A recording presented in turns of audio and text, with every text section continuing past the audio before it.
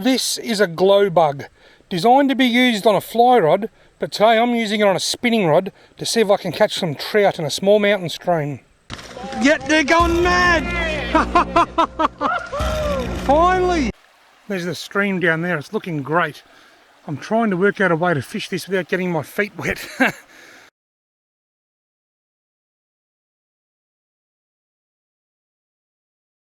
Now, let me explain why I'm using a glow bug. Each year in late autumn and early winter, the brown trout will begin spawning. What happens, they will go and dig a shallow pool or shallow, like a bed called a red in the gravel. The female will lay the eggs, which are bright orange circles like that, and then the male will come and fertilise them. Then they'll bury those eggs in a thin layer of gravel. After a little while, those eggs will hatch into fingerlings or baby trout, fry, whatever you want to call them. They will wiggle out of the gravel and then they'll float downstream, and what happens then, they'll look like a fish, a baby fish feeding off the yolk sac. So it'll be like an orange egg with eyes at the front, wiggling downstream, and trout will eat them. Bigger trout will feed on them all the time, and that's what this is designed to mimic.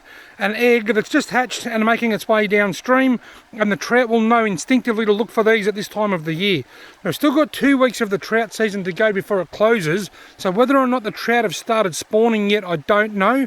I would say maybe they may have just started, but they're certainly not well underway. But instinctively, I think the trout will know to look for a glow bug at this time of the year, and that's why I'm choosing this now. My only issue is that I only have one. If I snag it and lose it, well, I'll have to change to a soft plastic.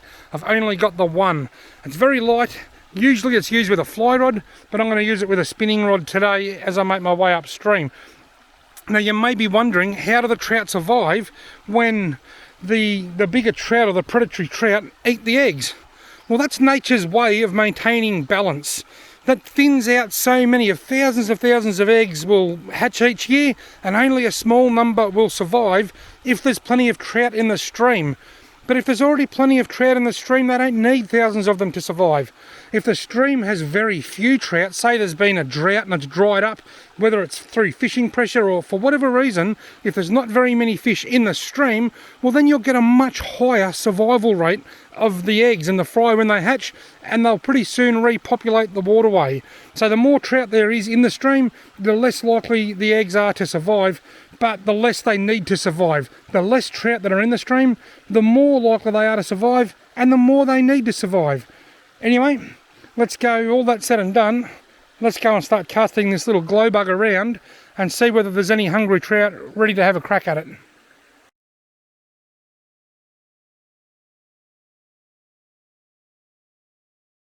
Right, now I'm in. Now what I need to do here is not have too much slack in the line. It's like drifting for bait with an artificial bait, like a fly. And with bait, I'll get a nibble, and I can allow the fish to nibble until I think it's got it in its mouth. But with this type of fishing, the moment I feel a nibble, I have to strike. Because the moment the trout feels that this is made out of wool and it's not a real egg, it'll spit it out and I'll miss the fish.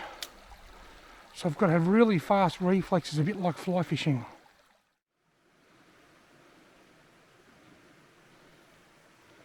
Well, there's one under that. There's one coming behind that then. First follow I've had.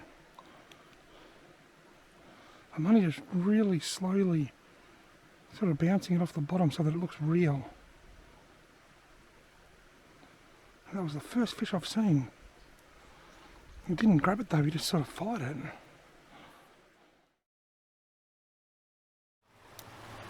Now, some of you might recognise this spot. The last spot I was fishing wasn't fishing very well. So I've decided to come up here to a bit of an old faithful, so there's always something biting. That's got to catch one surely. Got him! There you go, look at that! He grabbed the glow bug. I left my camera in the car. Oh well. There you go, the glow bug worked. The spot that I was fishing, I fished for an hour and a half and I saw one follow and that's it. Didn't even see any fish swimming around. Come up here, the second cast, bang, a lovely little rainbow on the glow bug. Come on buddy, come here. I think what might be happening the browns are either just started spawning or just about to spawn, as the rainbows, they spawn later and they're still in feeding mode. Look at that. You ripper on the glow bug, pinned in the nose. I'll put you back in the water, mate, while I put my camera back on my head, and then I'll release you.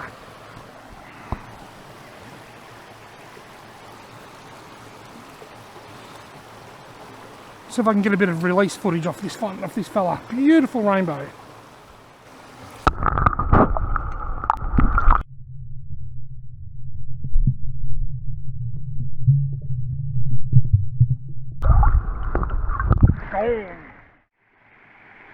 He hit that like a freight train. Now the first spot that I fished didn't deliver. I wonder if it was that spot. Another one, got him. Look at that, 2 in 2 casts. I was just watching the glow bug, I was reeling it in really slowly to keep it going the same speed as the current, and then he came out. I was just going to say, I wonder if that spot, I fished for an hour and a half and did no good, but I didn't actually even see any.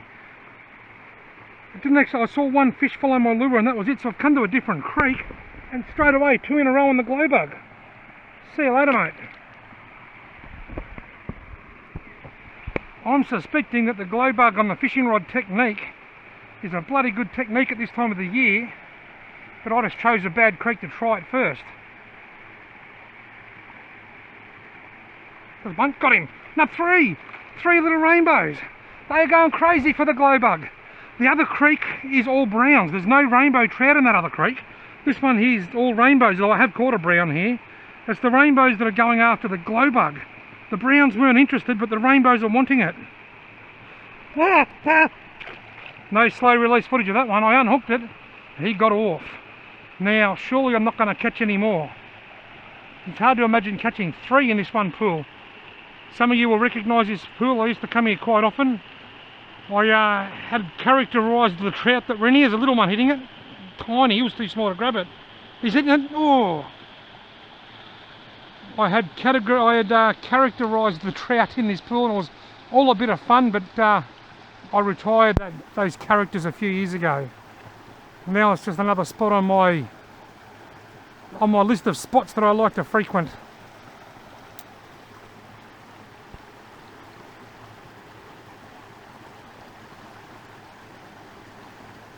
There's one. That wasn't a bad whack actually. I didn't strike hard enough. You've got to strike fast. They don't come back and bite again. I'm just bobbing that really slowly on the bottom like that. Got him. Yes! 4 in the one pool. I'm just bobbing it really slowly just so that it doesn't sit there and stagnate. And the trout are just climbing all over it. He's actually got that down deep. I should be able to get it out though. I can touch it with my finger. There we go. Oh, there he goes, he got off. Slipped out of my hand. 4 in the one pool plus a really small one. So the browns had no interest and the rainbows are climbing all over it. I wonder if that's because there's one, got him. 5 in the one pool. Gotta be joking. I might as well be at the trout farm. This is just nuts. They are going crazy for the glow bug. These glow bugs are what they love up in the Yukonbean River above Lake Yukonbean this time of the year when they go up and catch the big browns, the big spawning browns. Pretty fish. Oops, go on. In that other creek, I had one brown trout follow it and not even look like touching it, and that was it. It's the only fish I saw. I saw a couple of bow waves in a couple of other spots, and that was it. I know another creek got him. Look at that, 6 in the one pool. Can you believe this? I've been seeing this quite a lot lately. These are all wild fish, they're not stocked in here. Surely I'm not catching the same one over and over. You wouldn't think so, they'd have to hurt a little bit. 6, see you later mate. They are going crazy for the glow bug. The browns didn't want to know it, but the rainbows are just bloody, can't get enough of it. That's got to be it, surely. Surely. Caught 6 and lost one real little one. Surely there can't be any more. What happens? You just feel as I reel it in really slowly, I'm just wobbling the rod tip a bit just to sort of keep it moving a bit, so just so that it looks like an egg cascading over the bottom. And then all of a sudden you just sort of feel a weight doing a strike. I'm going to wander over to a different stream. The first spot that I fished at, there was no luck at all. This spot here obviously was sensational, like it's 6 or 7 or something in one little spot. Let's go over to a different stream and see how the little how the little glow bug stacks up over there. Now in creek number 1, where I filmed my introduction, in the opening scene, the brown trout just were not interested at all in this glow bug. Creek number 2, which was all rainbow trout, they went nuts for it. What can creek number 3 deliver?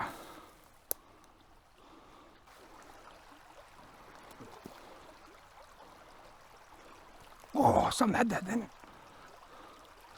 That was a definite strike. I doubt that you'll come back.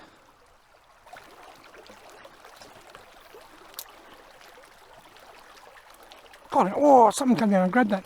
Something come down and grabbed it, and I wasn't fast enough to set the hook. Bugger it. He wanted it, but I was too slow and dopey.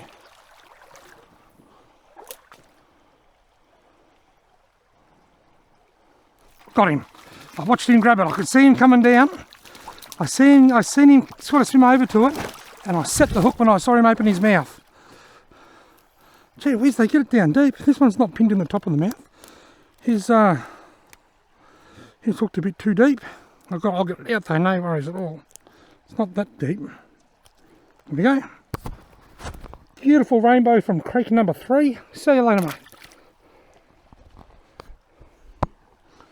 The key there was that I was watching, because the water's a lot clearer here than the first stream, I was watching the nymph come down and I saw the trout approach it, and as soon as I saw the mouth open and the plastic disappear, I set the hook.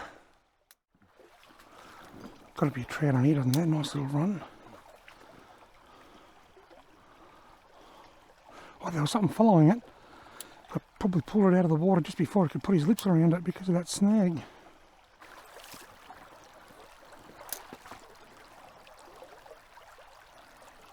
Oh, you bugger. I think it might have been too small. It was definitely a fish hit that then.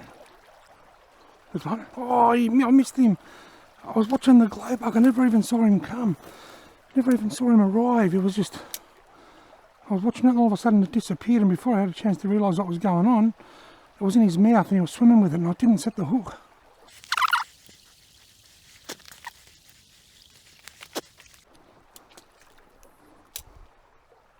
Got him. Oh, I lost him. Oh, no. He had it in his mouth. I actually hooked that fish. I don't know whether the camera picked it up or not, but he jumped out of the water once he had the hook in his mouth. He was hooked.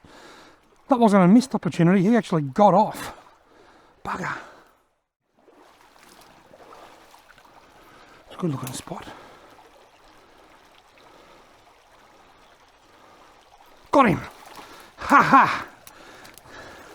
I saw the bow wave come in. I was just about to open my mouth and say there's a bow wave, and then the fish came out. They have been so reluctant. They've been following it and looking at it. They've certainly been interested in it. There's a lot of fresh footprints on the bank of the creek, and I suspect that a lot of these trout are a little bit scared. Anyway, let's get some release footage. See you later, mate.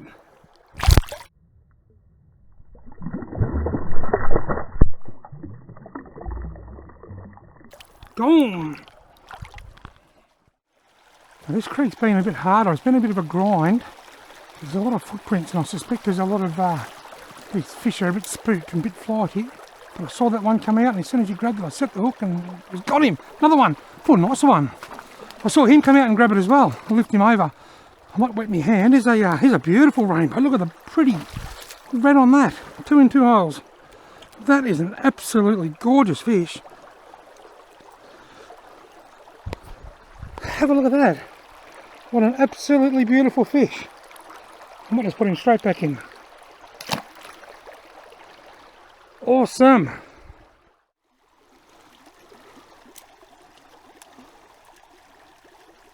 Oh, something nudged it. I think it might have only been something really small. Got him. Oh, I missed him. Yeah, it's definitely a small fish.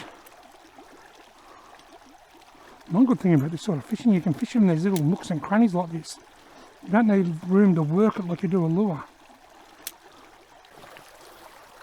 I love this spot.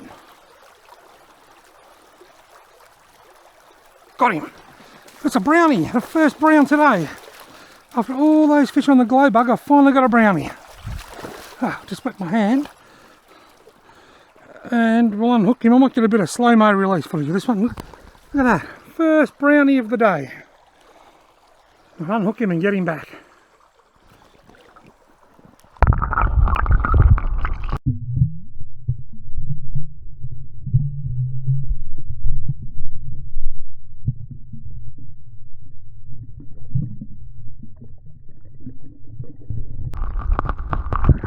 You ripper.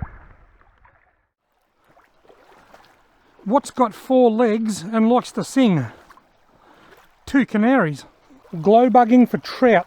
That's where the best of bait fishing, trout fishing and fly fishing all come together. It's challenging, but it's very rewarding and it can be very, very effective. Thanks very much for watching, everyone. I hope you've enjoyed this video.